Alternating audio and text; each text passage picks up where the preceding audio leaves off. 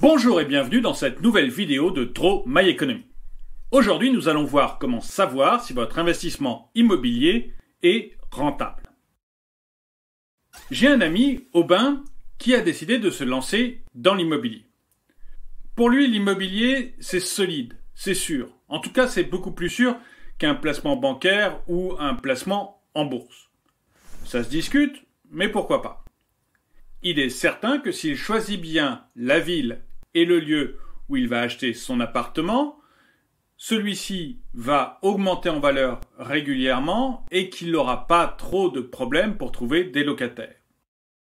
Du coup, pour lui, le placement immobilier, c'est tout bénéfice. Sur la durée, son bien va prendre de la valeur et il va gagner de l'argent à la revente. Et sur le court terme, il va avoir un revenu mensuel complémentaire en le mettant en location. Oui, mais entre deux appartements, le rendement n'est pas du tout le même. C'est un peu comme les livrets bancaires. Vous avez des livrets bancaires qui vous rapportent du 1% et d'autres qui vous rapportent du 5%. Ce n'est pas la même chose. Et pour savoir si son investissement immobilier est réellement rentable, Aubin alors doit calculer sa rentabilité locative.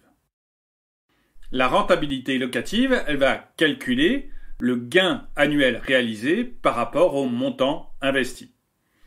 Plus le rendement locatif est élevé, plus le placement rapporte chaque année.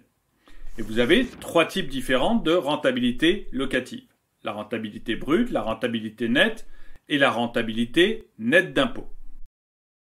Aubin pense avoir trouvé l'appartement idéal.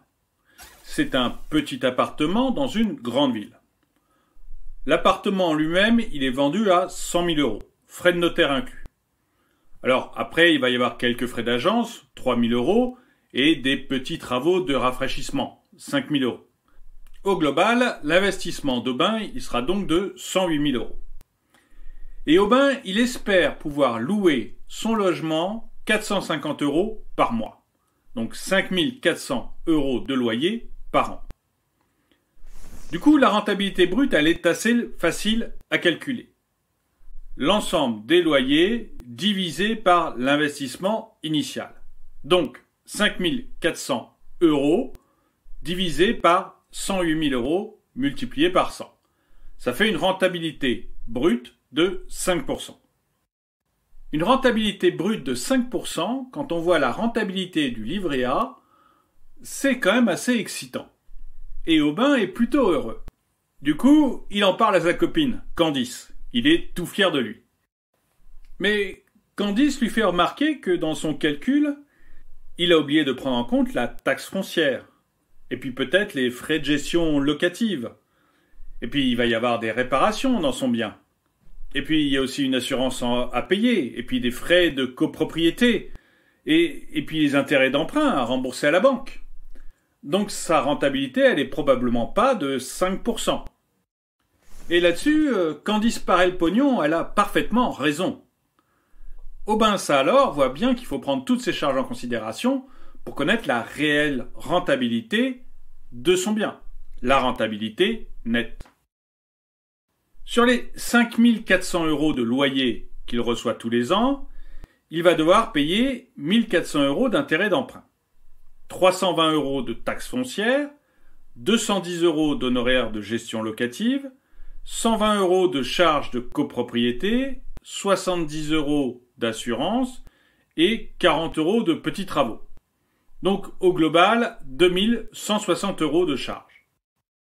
Du coup, la rentabilité nette de l'appartement d'Aubin, c'est 5 400 € de loyer, moins 2160 € de charges, divisé par 108 000 € d'achat, multiplié par 100. Donc ça fait 3%. Aubin est plutôt content. 3%, c'est nettement moins que 5, mais ça reste plutôt une bonne rentabilité.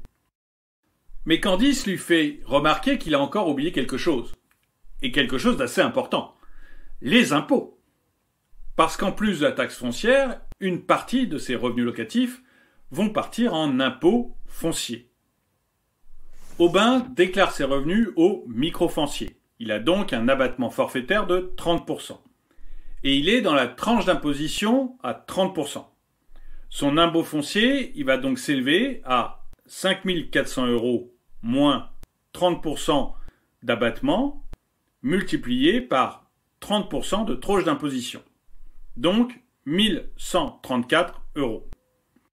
La rentabilité nette d'impôt d'Aubin Ça Alors, elle va donc être de 5 400 € moins 2 160 € de dépenses et charges, moins 1 134 € d'impôts, divisé par 108 000 € d'investissement multiplié par 100, soit 1,95%.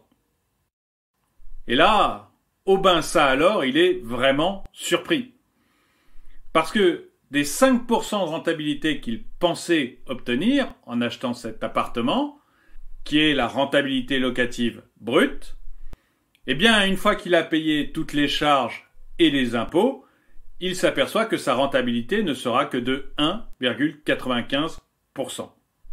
Et là, ça change un petit peu la donne de son investissement. Et j'aimerais bien avoir votre retour là-dessus. Pour ceux qui ont déjà investi dans l'immobilier ou ceux qui regardent comment investir, est-ce que vous avez calculé la rentabilité nette d'impôt de votre placement? Et est-ce que vous estimez que la rentabilité d'un placement immobilier reste intéressante malgré les frais et les impôts? Dites-le moi dans les commentaires.